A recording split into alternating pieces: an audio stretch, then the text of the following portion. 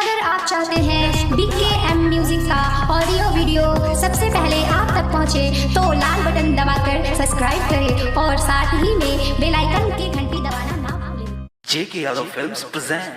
देख भैया, छठ के त्योहार एगो ऐसा त्योहार होला कि हर घर में होला, लेकिन एगो ऐसा भी घर होला कि जहाँ छठी मैया तक पूजा ली लेकिन वो घर में खुशियाँ न होला। ताई भजन के माध्यम से सुनी जाए।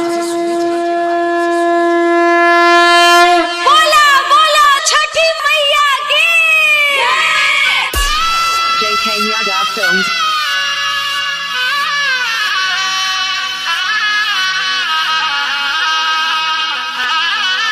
Singing by Bansidhar Chaudhary. साले साले पूजा के लिया साजा के सपना वाहे रोवे छै नयना।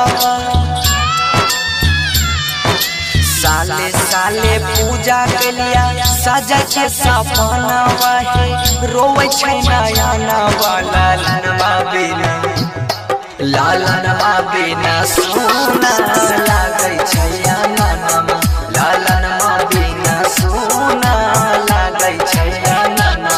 हे मोरी मैया हे छठी मैया हमारा न चाहिए न धनमा। हे छठी मैया हमारा न चाहिए न धनमा। लालनवा बिना लालनवा बिना सोना लागै छै ननमा। लालनवा बिना सोना लागै छै ननमा।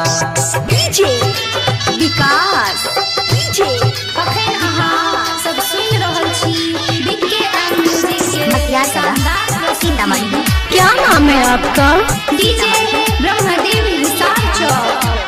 Singing by Bansidhar Chaudhary. हाँ बेटिया बझनिया फेरी दाना गरिया भेलै कबहन कसूर हे।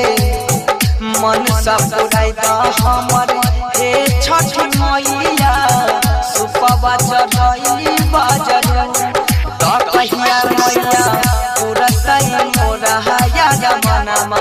त कहिया हे मैया पुरतई मोरा या गमनमा। लालनवा बिना लालनवा बिना सोना लागै छै ननमा।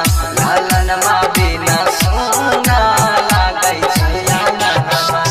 DJ Vikas DJ Vikas DJ Brahmdev Hisar चौक। DJ Brahmdev Hisar Chowk. Singing by Bansidhar Chaudhary. हाँ रही के उपास माई करै छिया पूजा सुनिला नदी नहावा के दुख हे। घर बाके लोग सब महारै छै काना कहिया पैया चहारा के सुर। ता सोनू सिंह बनसी के मन हिला कहनमा। ता सोनू सिंह बनसी के मन हिला कहनमा। लालनवा बिना लालनवा बिना सोना लागै छै ननमा। लालनवा बिना सोना लागै छै ननमा।